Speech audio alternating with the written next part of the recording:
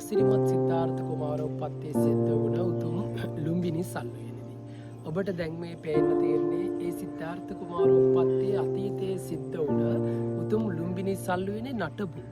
අතීතයේ මේ ස්ථානය රමණීය සල්ගස් වලින් පිරීලා තිබුණු හරිම ලස්සන ලුම්බිනි සල්ුවේනක්.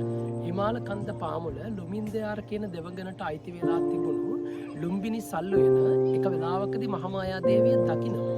ඊට පස්සේ මහාමායා දේවිය සුද්ධෝදන මහරජතුමාට කියනවා අනේ සල්ුවේන මට අරන් දෙන්න කියලා. නමුත් ලුමින්දයාර දෙවඟන මේ සල්ුවේන එහෙම ලබා දෙන්න ත්‍යාගයක් විදියටවත් ලබා දෙන්න කැමති වෙන්නේ නැහැ. අන්න ඒ නිසා සුද්ධෝදන මහරජතුමා මූලිකත්වයේ අරගෙන ඉදි කරපු සල්ුවේන තමයි අපි දැන් මේ එදා සුද්ධෝදන මහරජතුමා තමන්ගේ දේවිය වෙනුවෙන් මේ සල්ුවේන ඉදි කරලා ඊට පස්සේ සල්ුවේනට අර දෙවඟනගේ නම වුණ ලුමින්දයාර කියන දෙවඟනගේ නම ලුම්බිනි සල්ුවේන හැටියට යොදනවා.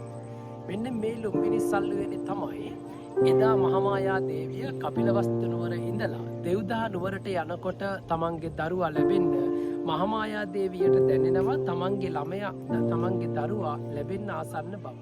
අන්න ඊට පස්සේ මහාමායා දේවිය දැන් මේ ගොඩනැගිල්ලක් විදියට හදලා තිබුණු ස්ථානයේ තිබුණු සල්ුවේන ළඟට ගිහින් මලින් පිරුණු සල්ලත්තක් අල්ල ගන්නකොටම ඒ තුන් ලෝකයක් එකොළු කරමින් අසිරිමත් සිද්ධාර්ථ කුමාරෝත්පත්තිය මේ උතුම් පුණ්‍ය භූමියේදී සිද්ධ වෙනවා. අන්න ඒ නිසා අපි ඔබට ආරාධනා කරනවා තිනුලක දඹදිව වන්දනා ආයතනයේ අපිත් එක්ක ඉන්න. තෙරුවන් සරණ ගියපු බෞද්ධ ශ්‍රාවකෙක් ශ්‍රාවිකාවක් හැටියට තමන්ගේ ජීවිතයේ එක අවස්ථාවකදී හෝ දැකලා බලලා වැඳලා හිතේ පහන් සංවේගය ඇති කරගන්න ඕන අපි සරණ ගිය භාග්‍යවතුන් වහන්සේ උපත ලැබපු මේ උතුම් ලුම්බිනි සල්ුවේන වන්දනා කරගන්න